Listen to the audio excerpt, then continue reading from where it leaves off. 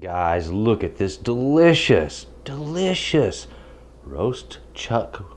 Wait till I teach you how to make that roast chuck with brown gravy. Howdy folks, welcome to Texas Cooking Today. I'm Stuart Trotter, your host. This is a cooking tutorial for Texas Cooking Today, and you've seen what we're about to make. So I'll tell you what, let's get right into it.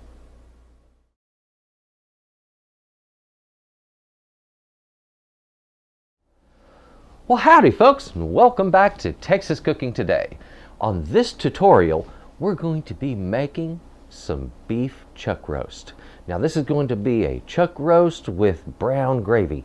Now I chose chuck because Mom used to do this for us when I was a boy, and I remembered the flavor of the chuck and how good it was. And what really lends to it is it's a fairly fatty cut of meat, but it also has another characteristic, and it's, well, kind of tough. And it takes a little while longer to cook chuck. Well, those two things mixed together, extra fat, longer cooking time, equals better flavor. It equals a better texture, better flavor, and it gives you a brown gravy that is unbelievably good, guys. So I'll tell you what we're going to do today. We're going to get in the kitchen. I'm going to teach you how to roast up some chuck and how to make a fantastic brown gravy from the drippings. So let's get on in there. Come on. All right, there it is, guys. Beautiful, beautiful chuck roast. Now, again, chuck. Tough cut of meat, lots of fat. Two characteristics that make for very, very good long cooking. And so this one is best long cooked, and it gives the most remarkable flavor. Now, where does that chuck roast come from? Just so you'll know. That's the upper front shoulder of the cow and extending onto his neck.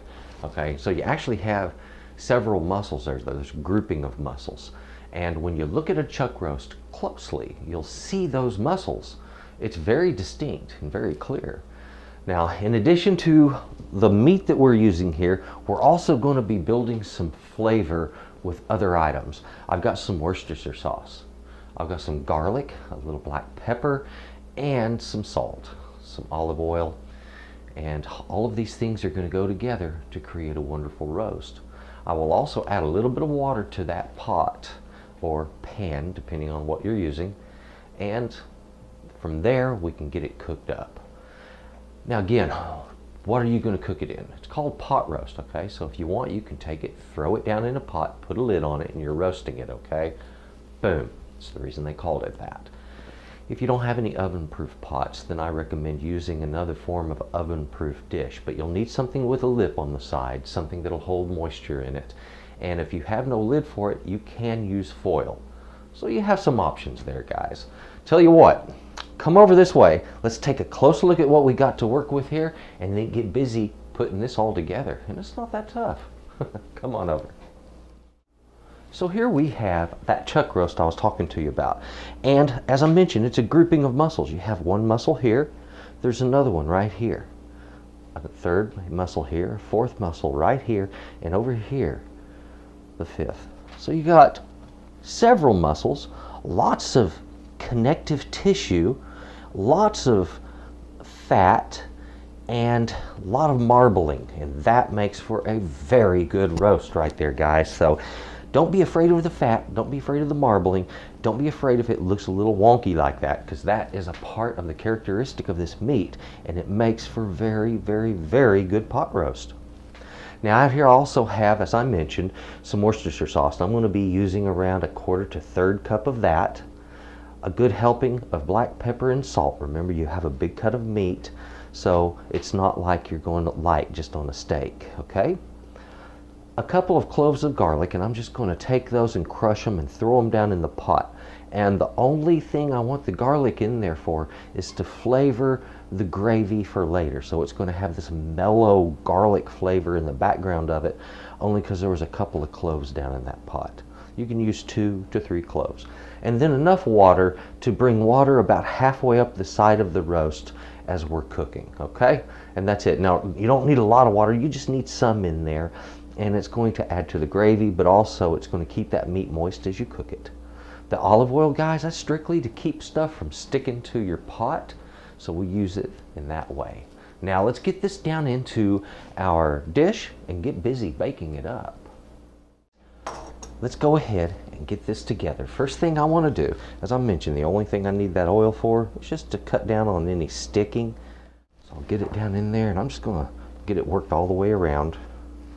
I don't have to go up on the sides too much, but I want the bottom really kind of well covered. My roast ends may push up on the sides a little bit there, so I'm going to coat that a little better, and it's ready to go. See? The next thing, let's get our meat down in here. There, boy, wasn't that tough. Now, as I mentioned, we're going to be using the salt and pepper, but before I do that, I want that Worcestershire sauce.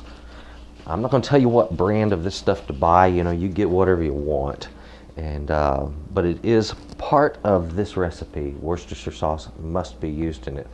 So what I want to do is, like I said before, about 1/4 to 1/3 of a cup.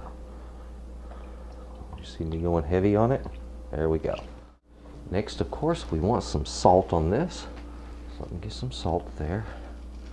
And as I mentioned, large piece of meat. You don't have to just be dainty with the salt, okay? Also, black pepper. Now, I like to use plenty because when this cooks up, after I remove the lid, you know, after its initial cooking, and I want to brown it, that makes a beautiful crust. Now guys, I need to break open my garlic. Now to do that, very simple. I usually just push in on the very top center. All right, so push down, break that open, and let's go ahead and peel back a couple of cloves of garlic. Now when you want to get the paper off of the outside of a clove of garlic, pinch it between your thumb and first finger on both hands and gently twist back and forth. When you hear it crackle, it's breaking free from that clove. That's all you have to do. From there, it'll pop right out of your paper. I've been doing it that way for years. Now this clove has got a bit of a blemish on it, and I might want to look for a little better one. Now guys, when you want to put garlic in a dish like this, and you're not really going to be eating the garlic or anything, all you're doing is flavoring, all you have to do is simply break that clove open. And to do that, crush. I use the side of my knife, okay? There, they're each crushed, and I'm going to put one on each side of my roast. Boom, boom. Again, that is only to flavor our gravy for later on. Now let's bring water up in there on those sides, just enough that it's only about halfway up the side of that roast. With all of that flavor going on right there, we're going to end up with a delicious roast beef. Make sure you cover that, like I said, with some foil, or if it's got a lid, and get it down in the oven. I'm going to put that in there at 325 degrees. Okay guys, down in the oven it goes. There we go. All right, there it is. That is 325 degrees. And how long is it going to be? Well, it depends on a lot of factors, guys. How big is the roast you're cooking? First of all, I'm cooking 2.5 pounds. I'm expecting this to be around 2 hours of cooking. The real test is fork tenderness, and only the roast itself can dictate how long it takes to get that condition.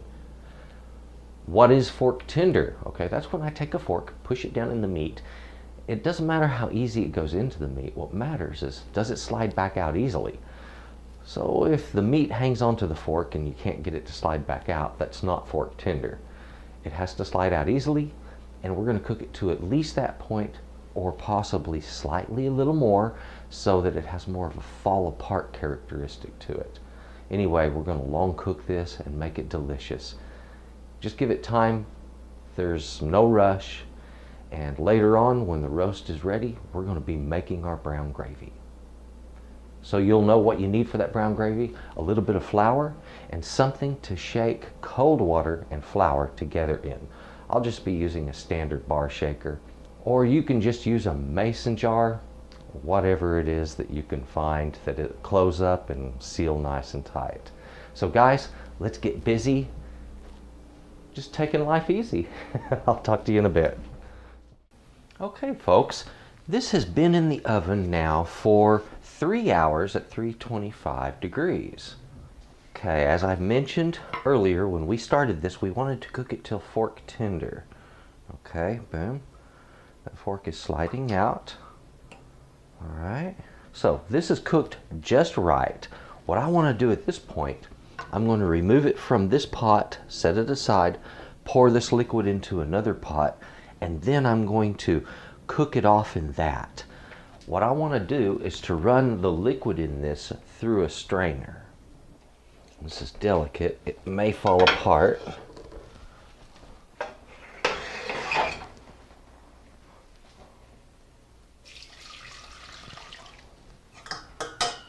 Now I have my drippings here ready to be made into gravy.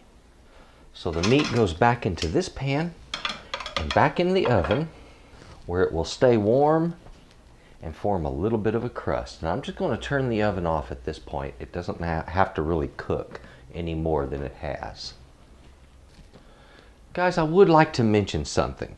While my liquid is still hot, I'm going to pour just a little bit of this right down here onto my lid.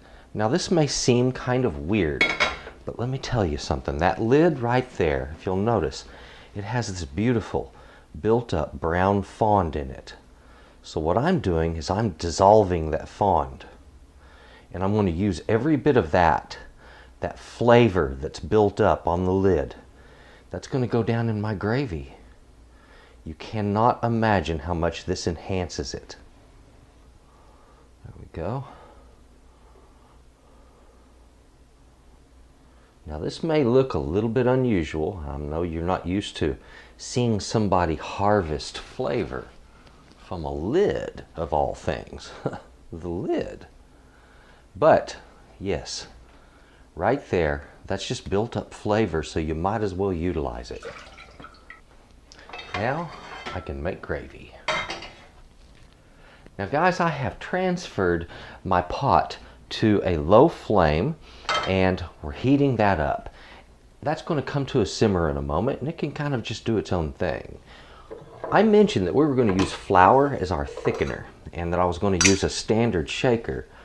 You can, like I said, shake this in anything you want, but there's one forewarning that you need to know about. Anytime you take flour and combine it with water, that water needs to be cold, okay? Now tap cold is fine, it doesn't have to be refrigerated. But if it is hot water, you're going to run into a serious problem. Do not use hot water when shaking with flour, or it will expand and explode on you. Okay, so don't do that to yourself. So I've placed about a cup of water in there with 1/3 cup of flour. Give it a good shake. Now my flour water mixture is ready to go. My mixture back here, my gravy, or natural juices if you will, is coming up to a boil. So let's get a better look at this. Okay guys, a little bit of a stir. I'm not pouring all of that in at once, just a little bit. It depends on how much you have down here in this pot as to how much you'll need to thicken it. So I've used maybe 1/3 cup of that total thickening mixture. If I need more, it's there for me. I'll bring this back to a boil again. Now guys, something that's going to happen here. A, it's going to thicken. B, you need to taste it. You need to find out, does it need salt? Does it need some acid of some kind? Okay, is it flat? So the only way to know is to test it by tasting it. So get a spoon, pull out some of that and taste it. It's a very, very strong gravy. I'm going to put just a tiny bit of salt in there, maybe 1/4 teaspoon, and about 1 to 2 teaspoons of the Worcestershire sauce. One, couple of dashes there. And that's a bit thin still, so I'm going to put in more of my flour water mixture, and that should thicken it right up. Now, when you taste this again, if the flavor is too strong, you can thin it with water. Get a fresh clean spoon. Taste that again. See how well it's coating the spoon? That's a good indicator of the quality of our gravy and how well it thickened. The flavor of that gravy is so very good. I'm going to add a tiny bit of water. That was maybe 1/4 cup. And another tablespoon of my flour water mixture. What I did just then was to thin it somewhat. In other words, to lighten the flavor a little bit. Now all I have to do is let this cook off for about 10 minutes. And while that's cooking off for 10 minutes, guys, I decided a little broccoli would be nice with my pot roast. So, broccoli we have. Now guys, very important, when you're making gravy like this, you want to stir it regularly, but you also have to cook it. You need to cook it to lose the raw flour flavor, okay? And it'll be there in the background. Once that's cooked out of it, and it takes about 10 to 15 minutes of cooking your gravy to cook that flavor out. Once it's done, and it's ready to go. At that point, remember, stir regularly or keep it covered. It may skin over on you, so keep it covered, and that'll reduce that problem. Well guys, now that everything is ready, it's just a matter of getting some of it plated up. And the neat thing about a chuck roast is these mussels, they will just separate into their own individual components, okay? Remember when I said it would be falling apart? Yeah, that's what I'm talking about.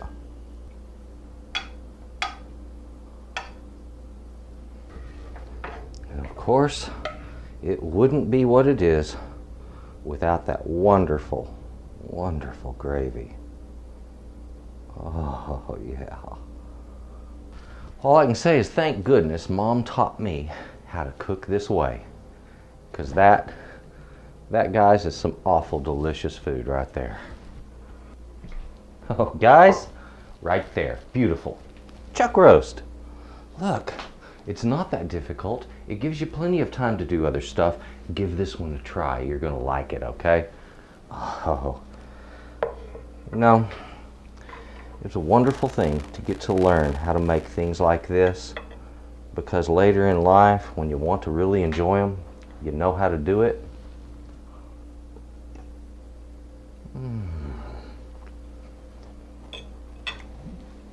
This rich flavor. Beefy. And that gravy. Wow. Unbelievable gravy, guys. Wait till you try it. The roast is so tender, it almost melts in your mouth as you're chewing it.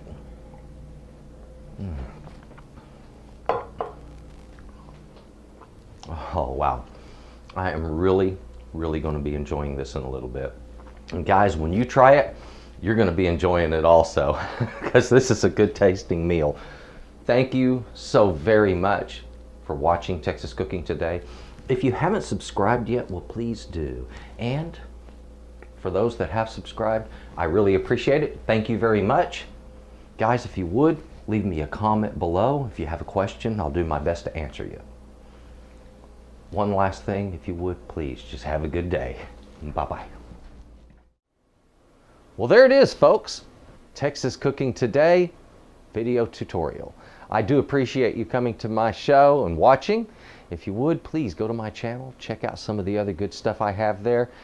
And again, thank you very much for watching.